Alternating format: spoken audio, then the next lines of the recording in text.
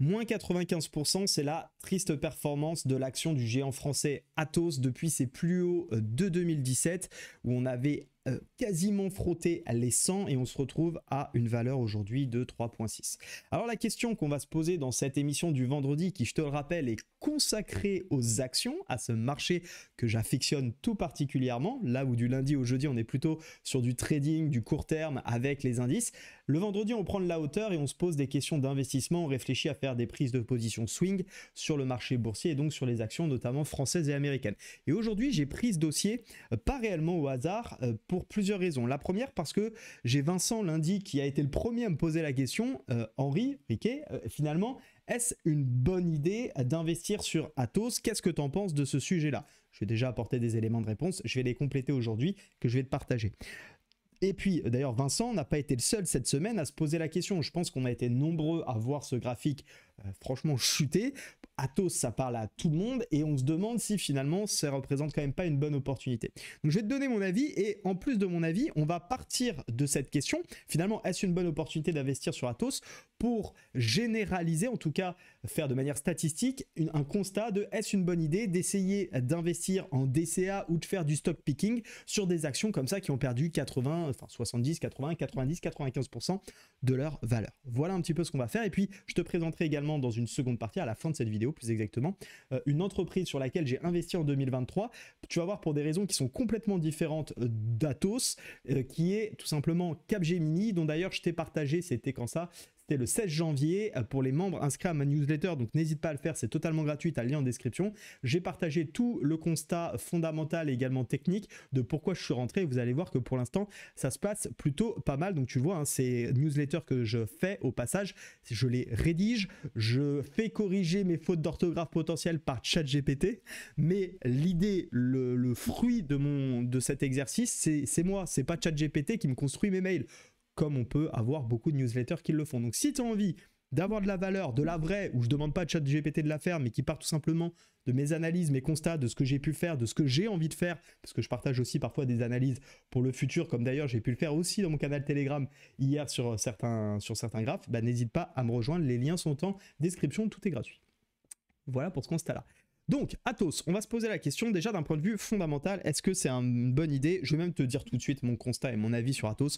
Pour moi, c'est bien évidemment absolument une très mauvaise idée. Ça ne concerne que moi, ça n'engage bien évidemment 1, 2, 3 évidemment que moi, mais il est temps également de, je pense, poser les raisons qui font que, eh bien, je pense que c'est extrêmement compliqué aujourd'hui de vouloir investir sur ce type de valeur. Premier point, d'un point de vue fondamental, tu le sais peut-être si tu as suivi, on a un management qui en 4 ans a changé 5 fois.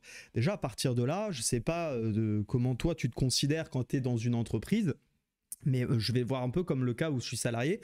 Moi, si je rentre dans une entreprise et que je vois du turnover tout le temps, que ça soit autour de mes collègues, au niveau du management, au niveau de la direction, ça va pas m'inspirer confiance. Quelle est la stratégie dans laquelle on va? Quelle est la trajectoire? Pourquoi les gens ne restent pas? Pourquoi le top, la tête finalement de l'entreprise ne fait que changer? Où est-ce qu'on va? Eh bien, en tant que salarié, ça ne me rassurerait pas. Alors imagine quand j'investis mon argent dans ces entreprises-là, ça m'inspire bien évidemment encore moins. Ça, c'est le premier point, c'est d'avoir un management qui ne fait que changer. On peut avoir des changements de management, c'est normal, mais là, 5 fois en 4 ans, pour moi, c'est un peu beaucoup. Premier point. Deuxième point, on va partir sur des éléments, tu vas voir, j'ai travaillé pour toi. On va parler notamment de finances, parce que c'est très important dans l'investissement, d'investir sur, à mon sens, en tout cas c'est comme ça que je procède, sur des entreprises avec des bilans financiers qui sont bons et qui ont un minimum, si possible, de dette. Tout à mettre bien évidemment en relation avec l'entreprise, le secteur, les projets, etc. Attention à ne pas tout confondre, mais ça n'empêche que la dette est importante. Et là, on a une dette qui est à plus de 5 milliards. Alors si on prend la dette nette, on est aux alentours de 2,3 milliards, je crois, j'avais vu dans mes chiffres. Alors comment on fait pour savoir ça? Bah, tout simplement, tu vas avoir les dettes financières non courantes, donc qui sont les dettes sur le long terme, et les dettes financières courantes qui sont elles sur le court terme. Et donc quand tu enlèves à la trésorerie, à ce montant la trésorerie, tu arrives sur la dette nette. Et la dette nette, elle est à hauteur de 2,3 milliards, ce qui n'est pas forcément très rassurant pour une entreprise qui, comme on peut le voir ici, fait du résultat opérationnel toujours négatif. Donc moi, ça ne m'intéresse pas. J'avais vu un autre graphique, voilà, évolution du résultat net, donc autrement dit, on pourrait parler de marge. Autant le chiffre d'affaires est à peu près cohérent, autant on voit bien qu'on n'est pas du tout sur une entreprise qui actuellement est en pleine croissance et qui plus est, donc moi, je recherche plutôt des entreprises de croissance pour le coup, mais ça, c'est lié à ma stratégie d'investissement. Donc, ça ne veut pas forcément dire que parce que tu as une entreprise qui est défensive ou en tout cas qui résiste bien aux phases de récession et qui fait peu de croissance, que c'est forcément une mauvaise chose d'investir dessus. Là, je parle vraiment de moi. Mais pour le coup, avoir des entreprises qui font des résultats négatifs et qui n'ont pas l'air très bien partis pour la suite, ça ne m'intéresse pas. Donc voilà, deuxième point, pourquoi ça ne m'intéresse pas, le surendettement à hauteur de plus de 2 milliards. Troisième point également, alors là c'est plus lié de mon ressenti, lié peut-être de mon parcours professionnel. Si tu ne le sais pas encore, avant de me mettre à mon compte, il y a ça à peu près un peu plus de 2 ans maintenant, pour le trading notamment et l'activité de coaching et de vente de formation, j'étais commercial puis responsable commercial dans une entreprise qui commercialisait des logiciels en SaaS dans le système, dans l'environnement du cloud, et c'était un secteur, et c'est un secteur toujours extrêmement haussier, extrêmement en croissance, et forcément pour moi c'est très intéressant, mais ça c'est mon ressenti, d'investir dans des entreprises qui sont dans cette dynamique de se développer sur le cloud, comme c'est le cas d'ailleurs actuellement de Capgemini, qui depuis quelques jours fait d'ailleurs l'actualité avec son partenariat avec Orange à ce niveau-là. Pour Atos, pour revenir à cette entreprise, on est sur effectivement une branche. Il y a une branche d'Atos qui est autour du cloud, mais il y a également une grosse partie, et c'est pourquoi ils étaient notamment connus, Atos en partie, c'est l'infogérance. L'infogérance, je ne vais pas rentrer dans les détails ici, on ne va pas faire un cours de technique et de gestion informatique, mais pour faire simple, l'infogérance, c'est un peu l'opposé du cloud, si on peut le dire ainsi. Et pour moi, ils n'ont pas pris le virage technologique en tout cas, sur lequel il fallait probablement aller, puisque c'est un petit peu comme tout, il y a plus de chances d'avoir une entreprise qui est en croissance si elle surfe sur, tout simplement, un secteur qui est en croissance. Très clairement, tu as plus de chances aujourd'hui de parier sur une entreprise, alors bien évidemment, il va y avoir du bon et du moins bon, mais qui se positionne sur le secteur de de l'intelligence artificielle. On est en plein boom, le secteur est extrêmement porteur, la croissance à plusieurs années est énorme, et donc forcément, je serais plus intéressé de chercher la bonne petite pépite dans ce secteur-là que dans celle qui utilisait les principes d'avant. Ok ? Alors, je ne suis pas suffisamment spécialiste de Atos pour faire le bilan. Il y a des sujets également de vente de certaines parts de certaines filiales d'entreprises justement autour de l'infogérance. Il y a des histoires avec Airbus qui veut racheter. Bref, je ne vais pas rentrer dans ce détail-là, juste pour avoir une vision suffisamment macro. Le fait de ne pas avoir vraiment pris totalement ce virage et d'avoir une grosse partie de son activité qui est toujours sur l'infogérance, à mon sens, ce n'est pas un plan intéressant. Donc ça fait quand même beaucoup de choses, avec notamment cette croissance donc qui n'est pas, puisqu'on l'a vu, ça fait 2 années. Donc déjà d'un point de vue fondamental, on ne peut pas dire que le tableau soit très bon. Il y a de fortes chances que forcément on retrouve ça dans le graphique, et c'est le cas que l'on a. Atos, si on reprend, on avait des plus bas historiques touchés en 2008, ici, qui étaient sur cette zone-là. Moi, c'est vrai que j'avais tenté, pour être tout à fait honnête, de jouer un tout petit rebond à l'époque, quand on a eu ce tout petit W. Alors c'est vraiment un W étriqué, un double bottom, configuration chartiste, où j'avais tenté un petit rebond, ça s'est pas trop mal passé, et puis je me suis fait éclater par la suite. Voilà, ça fait partie des trades que l'on tente et qui ne passent pas. C'était joueur, et quand c'est joueur, il y a tout de suite un petit peu moins de réussite. Premier point, j'avais absolument pas, par contre, je n'étais pas parti dans une optique d'investissement. C'est là toute la différence avec le discours que je viens de te tenir, parce que bien sûr que sur le court terme, on peut avoir des rebonds. Bien sûr qu'on peut s'amuser à jouer des petits rebonds. Là, je trouvais que j'avais un peu plus de technique. Là, payer un rebond comme ça un petit peu au hasard, ça ne me plaît pas. En tout cas, graphiquement, on est donc sur une entreprise en ultra tendance baissière. Il n'y a pas grand-chose à dire. Et on est également sur des plus bas historiques qui ont été cassés. Et finalement, on continue d'enfoncer. Alors, certains d'entre vous vont se dire, mais justement, c'est une opportunité en or.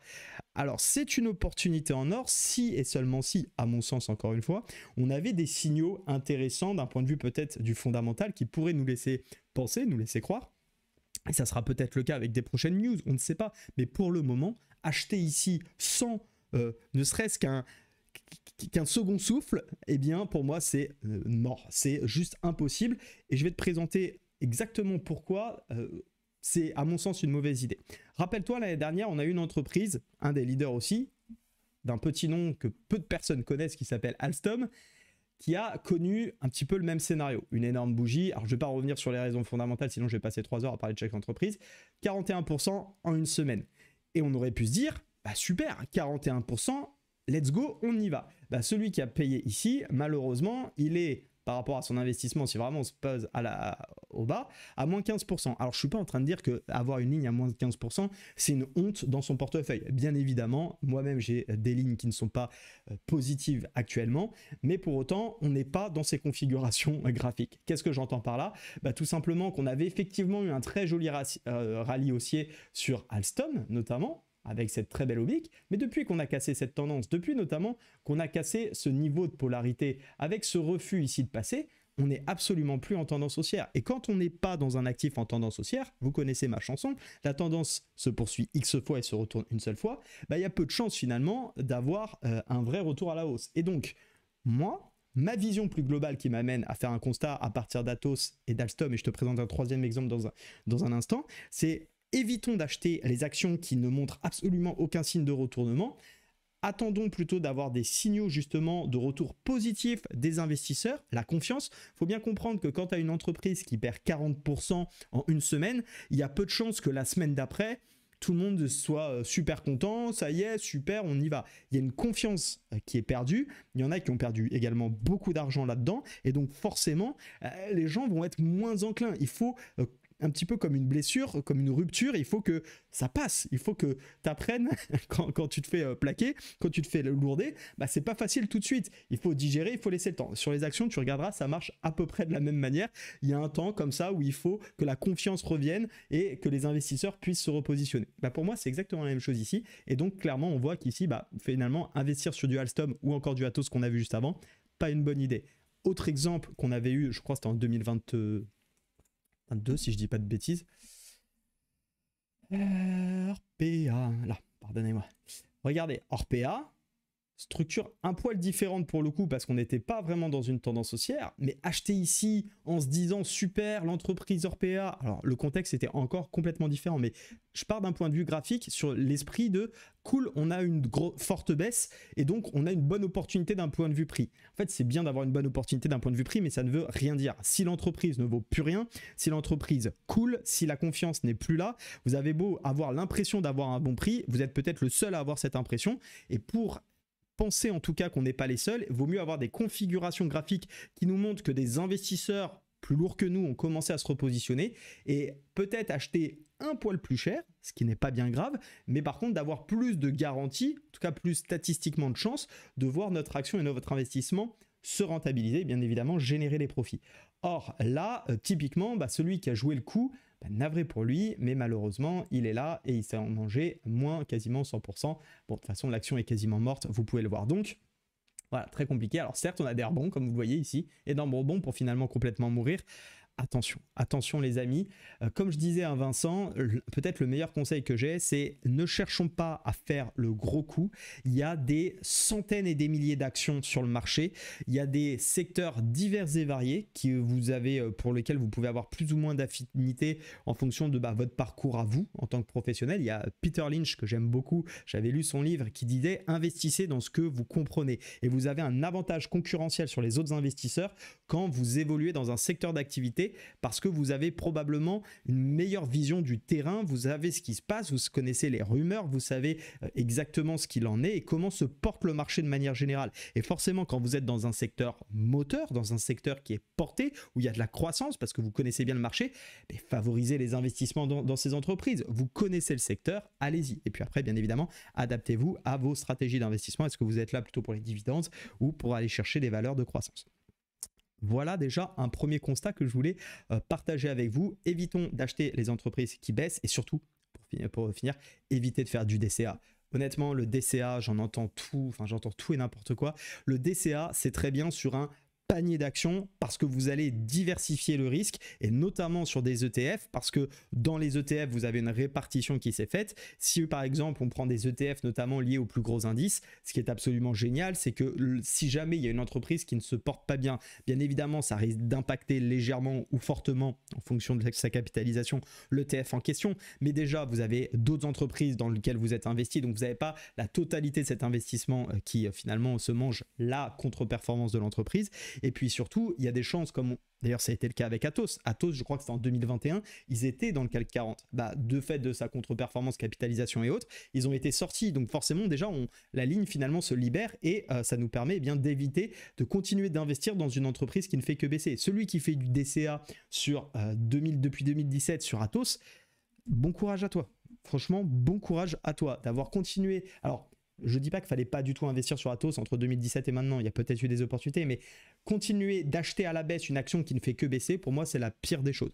Pour moi, il vaut mieux se trouver des actions qui montent, quitte à les acheter un peu plus cher, mais au moins profiter d'une dynamique de croissance. C'est ce que je dis toujours. Là, celui qui essaye systématiquement d'acheter le point bas, bah, c'est une catastrophe, parce que non seulement tu immobilises ton capital sur de l'argent qui ne se fait pas, parce que bah, l'entreprise baisse, la valeur se perd, et en plus tu rates toutes les opportunités de croissance que tu pourrais avoir ailleurs.